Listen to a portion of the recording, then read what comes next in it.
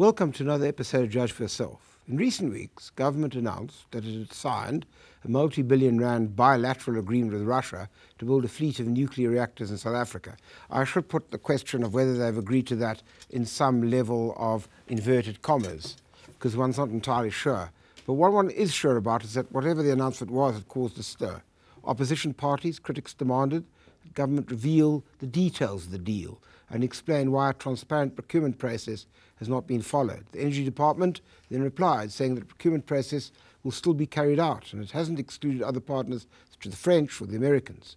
The country plans to introduce 9,600 megawatts of nuclear energy in the next decade, which could cost between apparently 400 billion to 1 trillion rand, an enormous sum of money.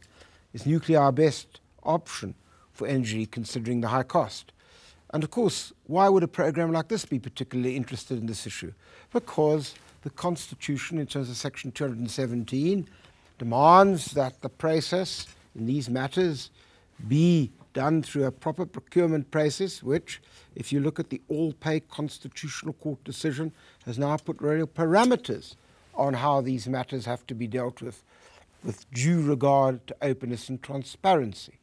Now, to join us in this discussion on Twitter, please use the hashtag JFYNuclear.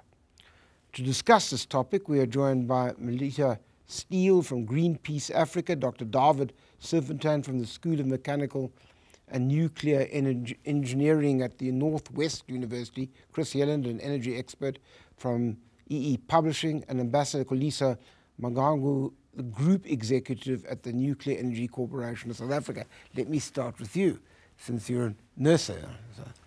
So where precisely are we here? This program emerges because of, if I could call it, serious hysteria about what's going on with our energy policy. Good evening. We are at a stage where the government is implementing the Integrated Resource Plan 2010-2030, which foresaw an energy mix that includes nuclear, coal, solar, hydro, wind, and others. So now we are at a stage, therefore, where we are exploring, when it comes to nuclear, which vendors could partner with South Africa. We are aiming for an open procurement process governed by South African regulations and laws. And for this reason, we have therefore started talking to the vendors. Last week in Vienna, an intergovernmental agreement was signed with the Russian Federation.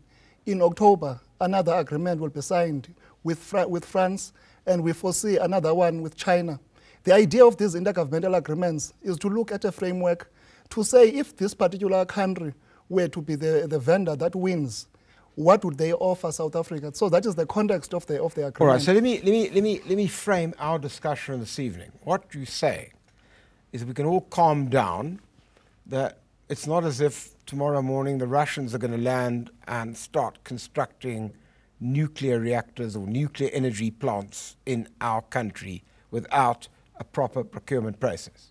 Precisely. The decision on who will actually do that is still far off. There are still so many other factors to be considered. All right. Do we need all this nuclear power? Well, we need energy, that's for sure. And my personal view is that I'm not opposed to nuclear in principle for ideological reasons. In fact, I believe that nuclear energy is a very important part of the mix in South Africa. How important? Well, I don't believe, like some ideologists believe, that the entire new build for the next 20 years can be renewable.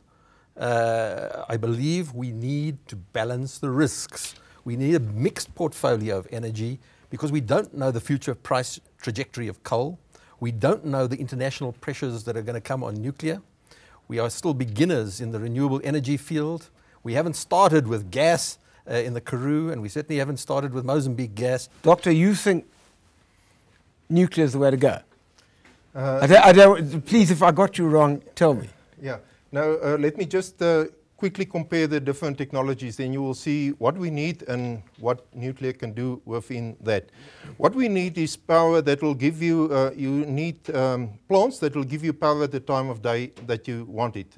When everybody makes breakfast in the morning, we've got a morning demand peak, especially in winter, the middle of the day it calms down, and in the evening when it's cold and everybody makes their dinner, you get a large increase in power consumption. We need something that can meet that. Nuclear is not that. Nuclear gives you flat power 24 hours a day, so nuclear is very reliable.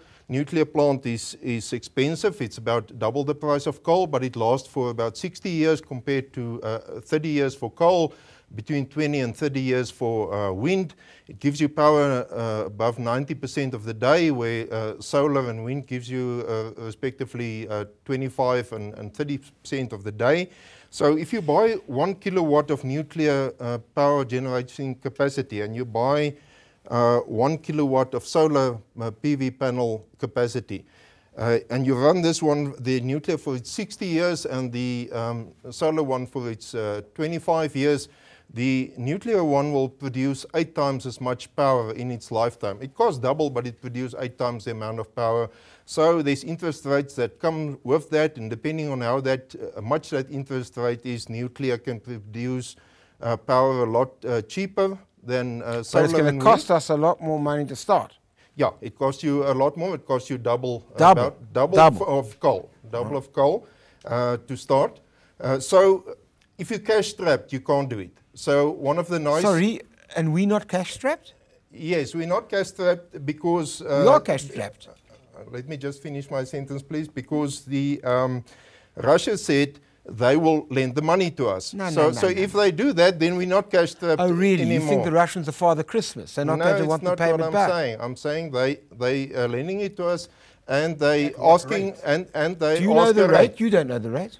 No, I don't know the rate, but I've seen rates for other deals that they have done, and those rates are very reasonable. Sorry, well, I don't know what reasonable is, but are you seriously telling me that you would be prepared to accept that we then lock in the price of electricity, which would have to be, because in order to pay, for the next goodness knows how long, which is going to effectively mean people are going to pay significantly more than today?